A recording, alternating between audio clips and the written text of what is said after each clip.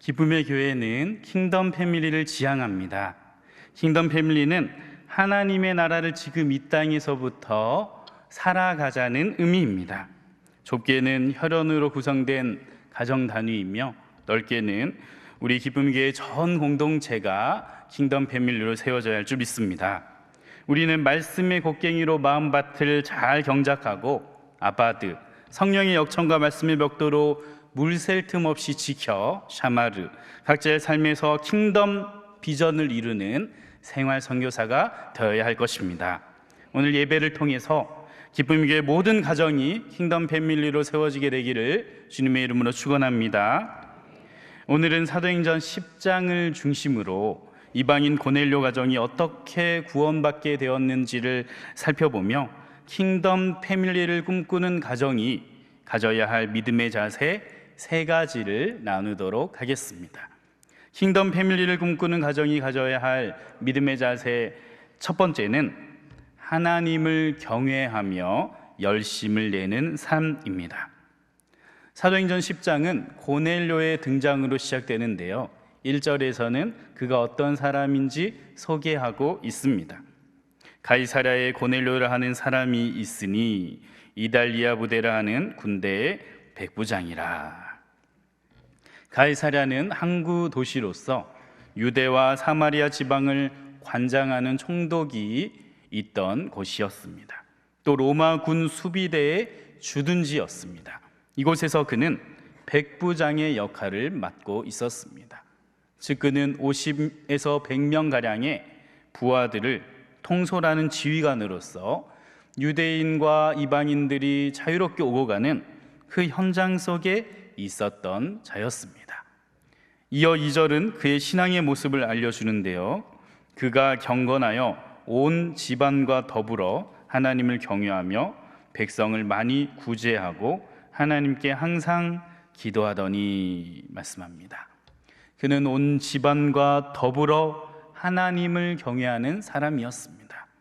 사도행전에서는 하나님을 경외하는 사람, 경건한 사람이라는 표현이 여러 군데 나오는 것을 보게 됩니다. 대표적으로 사도행전 13장에서 바울이 비시디아 안디옥에서 회당 예배에 참여한 2 부류의 사람들을 부를 때에 이 표현을 사용합니다. 사도행전 13장 16절과 26절을 함께 보겠습니다. 바울이 일어나 손짓하며 말하되 이스라엘 사람들과 및 하나님을 경외하는 사람들아 들으라. 형제들아, 아브라함의 후손과 너희 중 하나님을 경외하는 사람들아, 이 구원의 말씀을 우리에게 보내셨거늘. 이 2 구절에 나오는 앞에 호칭한 사람, 이스라엘 사람들, 아브라함의 후손은 유대인을 의미합니다. 그리고 뒤에 나오는 하나님을 경외하는 사람들로 호칭한 이 표현이 바로 오늘 고넬료를 포함한 사람들을 뜻하는데, 이들은 바로 이방인으로서 유대교회에 입교한 사람들이라고 할 수 있습니다. 유대인들은 유일신 여호와 하나님을 섬기는 자들입니다. 그러므로 유대인들은 곧 유대교인들입니다. 이 유대교인들이 예수님을 영접하여 그리스도인, 기독교인이 된 것입니다. 이방인에게 복음이 처음 전해질 때도 마찬가지였습니다. 오늘 고넬료를 포함한 이방인으로서 복음을 받아들이게 된 사람들의 공통점은 먼저 유대교에 입교한 사람들이라는 것입니다. 사도행전에서는 이런 사람들을 하나님을 경외하는 사람들이라고 표현했습니다. 이들은 여호와 하나님을 믿고 회당 예배에 참여하고 있던 자로서 복음을 받아들일 준비가 되어 있던 자들이었습니다. 이들로부터 시작돼 이방 선교가 시작되었습니다. 사도행전 13장 43절입니다. 여러분들이 한번 읽어주시겠습니다. 시작.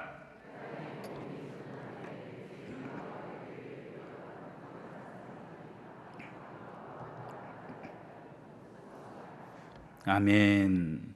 즉 2절까지의 고넬료의 신앙은 유대교에 입교한 이방인으로서 아직 예수 그리스도를 구주로 고백하지는 못했지만 열심을 다해 신앙생활을 하고 있었던 상태라 할 수 있습니다.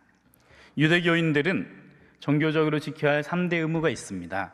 자기 자신의 경건을 위한 금식, 하나님과 자신의 경건을 위한 기도, 이웃과 자신의 경건을 위한 구제가 바로 그것입니다. 고넬료는 금식을 했다라는 표현은 나오지 않지만 백성을 많이 구제하고 하나님께 항상 기도했던 사람이라고 소개됩니다. 또 하나님의 사자가 고넬료에게 내 기도와 구제가 하나님 앞에 상달되어 기억하신 바가 되었다라고 표현합니다. 이를 통해 알 수 있는 것은 그가 하나님을 경외하는 사람으로서 했던 기도와 생활의 경건인 구제가 하나님께서 받으시기 합당한 향기로운 제사로 드려졌다는 것입니다. 킹덤 패밀리를 꿈꾸는 가정이 가져야 할 믿음의 자세 두 번째는 하나님의 영으로 인도함을 받는 삶입니다. 오늘 고넬료 가정의 구원은 성령께서 적극적으로 간섭한 놀라운 사건입니다. 고넬료의 기도 중에 또 베드로의 기도 중에 성령은 환상 중에 밝히 보여 주십니다. 먼저 고넬료의 기도 중에 일어난 일입니다. 우리 사도행전 10장 3절에서 6절을 한 절씩 읽도록 하겠습니다.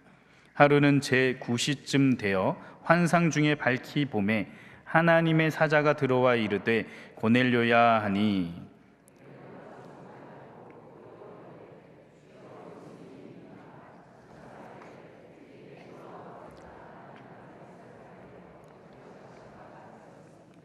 내가 지금 사람들을 욥바에 보내어 베드로라 하는 시몬을 청하라. 그는 무두장이 시몬의 집에 유숙하니 그 집은 해변에 있다 하더라. 아멘.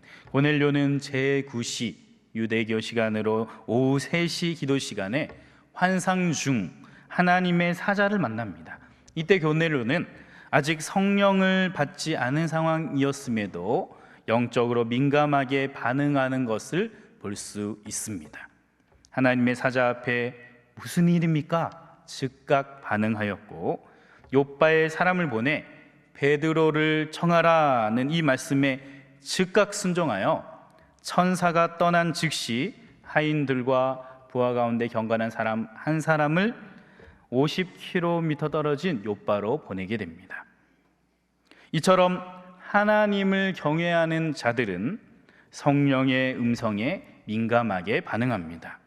성령의 음성에 즉각 응답, 즉각 순종할 때에 우리 삶의 나의 수준을 넘어선 하나님의 수준의 일들이 일어남을 믿으시기 바랍니다. 이어 베드로 역시 기도 중 환상을 보게 됩니다. 우리 사도행전 10장 9절에서 16절을 역시 한 절씩 읽도록 하겠습니다. 제가 먼저 읽습니다. 이튿날 그들이 길을 가다가 그 성에 가까이 갔을 그때에 베드로가 기도하려고 지붕에 올라가니 그 시각은 제6시더라.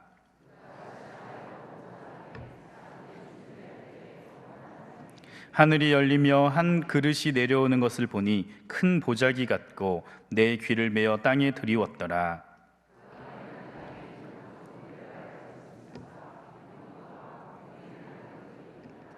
또 소리가 있으되 베드로야 일어나 잡아 먹어라 하거늘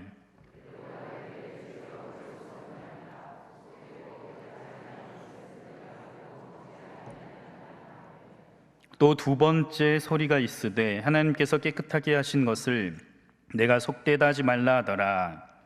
이런 일이 3번 있은 후 곧 그릇이 곧 하늘로 올려져 가니라. 아멘. 베드로는 제6시 정오 시간에 기도할 때에 환상을 보았습니다. 하늘이 열리며 큰 보자기 같은 그릇에 각종 음식이 내려오는데 그곳에는 정한 것과 부정한 것이 섞여 있었습니다. 하늘의 소리는 그것을 잡아먹어라 였습니다. 베드로의 응답은 주여 그럴 수 없습니다. 주께서 이 속되고 깨끗하지 않은 것을 저는 이제까지 먹은 적이 없었고 결코 먹지 않겠습니다 답변하였습니다. 이와 같은 실랑이가 3번에 걸쳐서 있었다라고 성경은 기록합니다. 하늘의 소리는 베드로에게 말씀하죠. 하나님께서 깨끗하게 하신 것을 내가 속되다 하지 말라. 그럼에도 베드로는 이것이 무슨 뜻인지 의아해하고 있었습니다. 바로 그때 고넬료가 보낸 자들이 도착합니다. 환상 속에서도 현실 속에서도 머뭇거리고 있던 베드로에게 성령은 다시 한번 다급하게 말씀하십니다. 사도행전 10장 19절에서 20절입니다. 베드로가 그 환상에 대하여 생각할 때에 성령께서 그에게 말씀하시되 두 사람이 너를 찾으니 일어나 내려가 의심하지 말고 함께 가라. 내가 그들을 보내었느니라 하시니. 이에 베드로는 그들을 맞아들입니다. 그리고 하루를 지낸 후 그들과 함께 가이사랴로 가게 됩니다. 성령 하나님은 이방 선교의 문을 여시기 위해 유대교에 입교한 경건한 이방인 고넬료를 택하셨고 그에게 환상 중에 말씀하셨습니다. 고넬료의 응답은 즉각 응답, 즉각 순종이었습니다. 우리 모두는 하나님의 영으로 인도함 받으며 즉각 응답, 즉각 순종해야 할 줄 믿습니다. 내 경험, 지식, 생각이 많아지면 많아질수록 즉각 응답, 순종하기가 쉽지 않습니다. 오늘 베드로를 보십시오. 그는 성령의 요청을 계속 거부하며 실랑이 하고 있습니다. 억지로 걸음을 옮기면서도 계속 의아해하며 의심하고 있습니다. 베드로처럼 내 경험, 내 지식, 내 생각이 많아지면 성령의 감동 가운데 분명한 음성이 들려와도 즉각 순종하기가 어려워집니다. 그러나 여러분, 아직 보이지 않는 그 일에 믿음으로 순종할 때 주님은 일하심을 믿으시기 바랍니다. 킹덤 패밀리를 꿈꾸는 가정이 가져야 할 믿음의 자세 세 번째는 하나님의 말씀을 사모하는 삶입니다. 오늘 고넬료는 베드로를 청하고 나서 어떻게 행동했나요? 우리 24절을 여러분들이 한번 읽어주시겠습니다. 시작.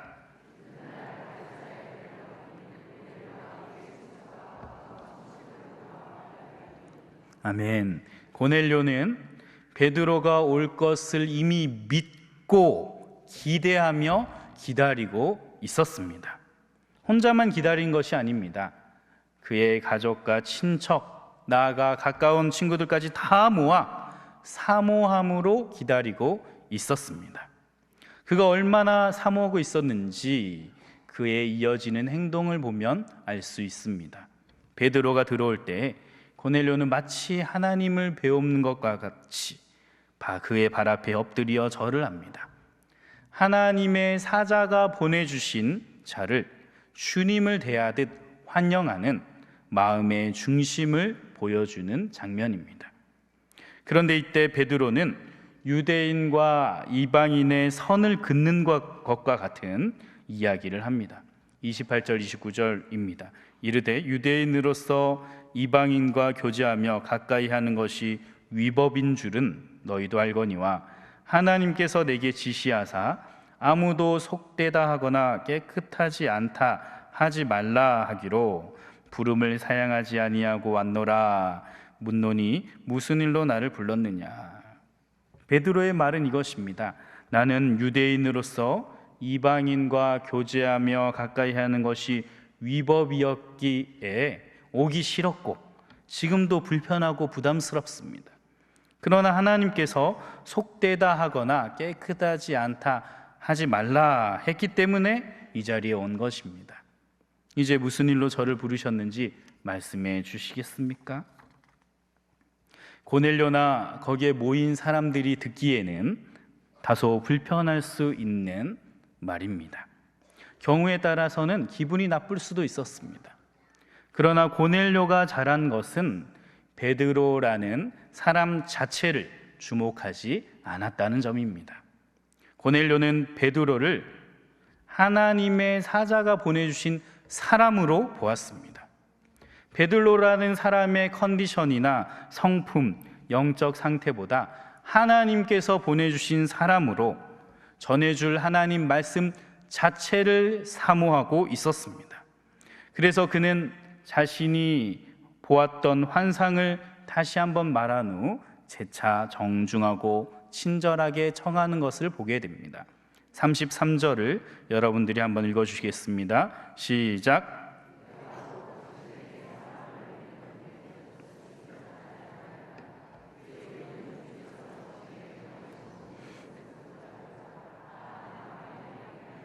아멘. 이 순간 베드로를 둘러싸고 있던 의심의 구름이 물러가고 베드로 역시 자신의 입을 열어 이것이 진정 하나님이 행하신 일입니다 고백하게 됩니다. 제가 33, 34, 35절을 읽어드리겠습니다. 베드로가 입을 열어 말하되 내가 참으로 하나님은 사람의 외모를 보지 아니하시고 각 나라 중 하나님을 경외하며 의를 행하는 사람은 다 받으시는 줄 깨달았도다. 아멘. 이어 베드로는 36절에서 43절까지 예수님의 오심, 예수님의 사역, 십자가, 부활, 지상 명령, 죄사함에 대해 복음을 증거합니다. 그러자 44절 이하에 놀라운 일이 벌어집니다. 성령이 임한 것입니다. 우리 44절에서 48절을 함께 읽어보겠습니다. 베드로가 이 말을 할 때 성령이 말씀 듣는 모든 사람에게 내려오시니 베드로와 함께 온 할례 받은 신자들이 이방인들에게도 성령 부어 주심으로 말미암아 놀라니 이는 방언을 말하며 하나님 높임을 들음이로라. 이에 베드로가 이르되 이 사람들이 우리와 같이 성령을 받았으니 누가 능히 물로 세례 베품을 금하리요 하고 명하여 예수 그리스도의 이름으로 세례를 베풀라 하니라.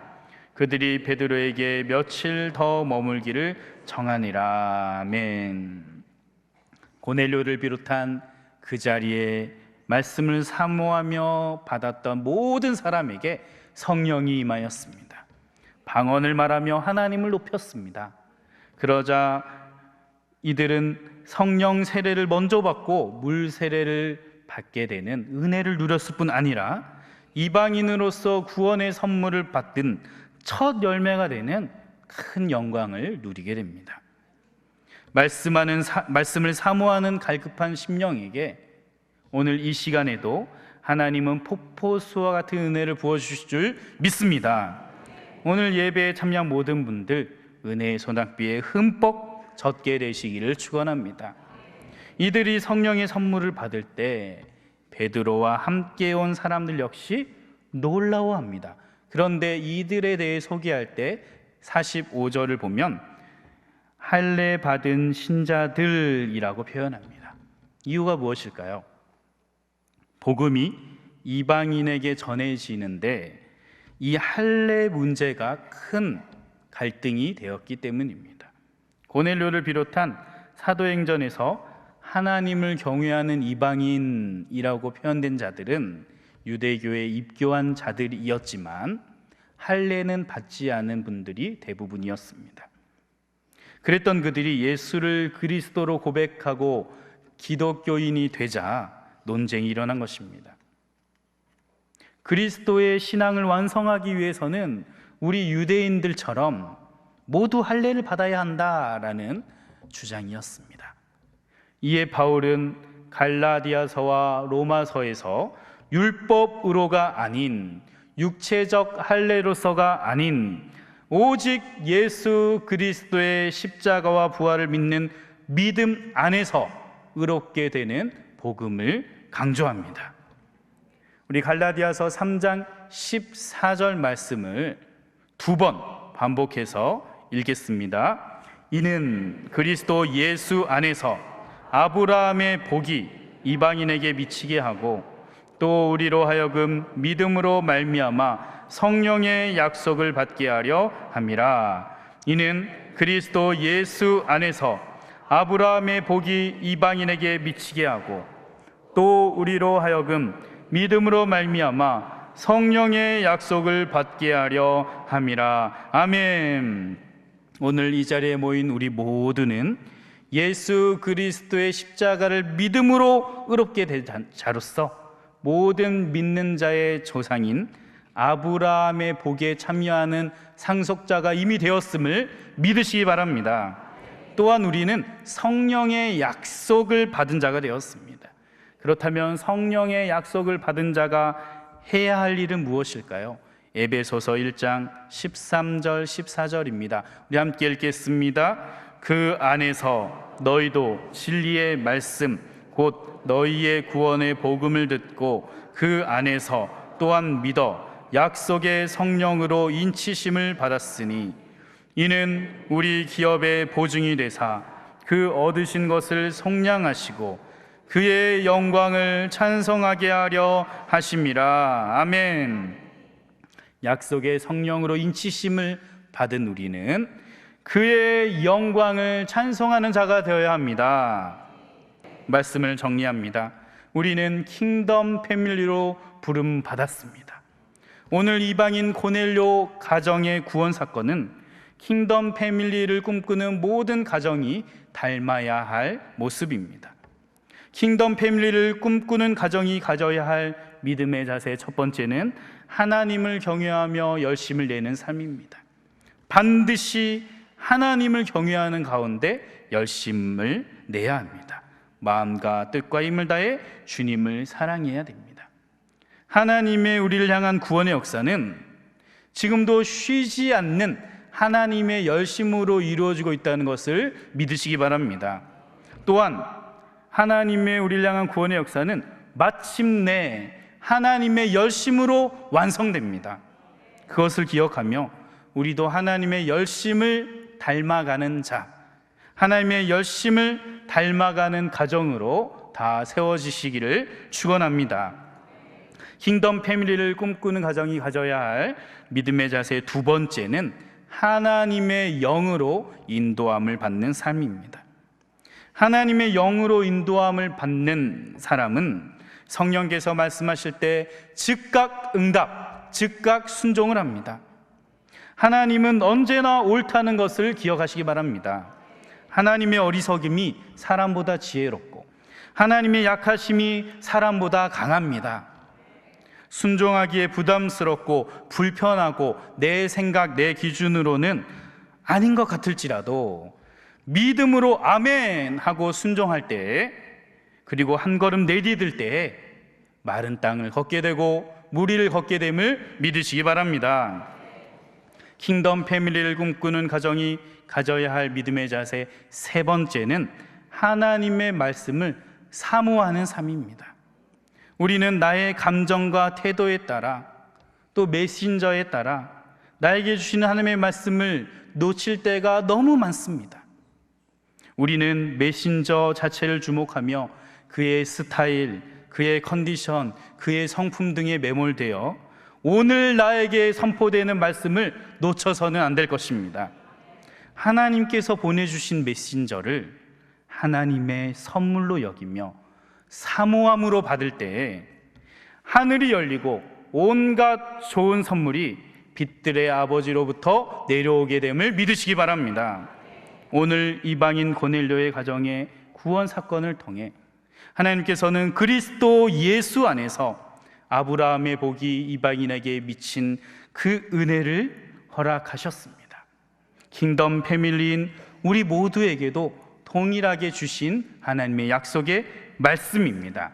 이 약속이 우리 가정에게 성취될 것을 마음으로 기도하며 한 번 더 선포하고 이 말씀을 읽고 마치도록 하겠습니다. 갈라디아서 3장 14절입니다. 이는 그리스도 예수 안에서 아브라함의 복이 이방인에게 미치게 하고 또 우리로 하여금 믿음으로 말미암아 성령의 약속을 받게 하려 함이라. 아멘.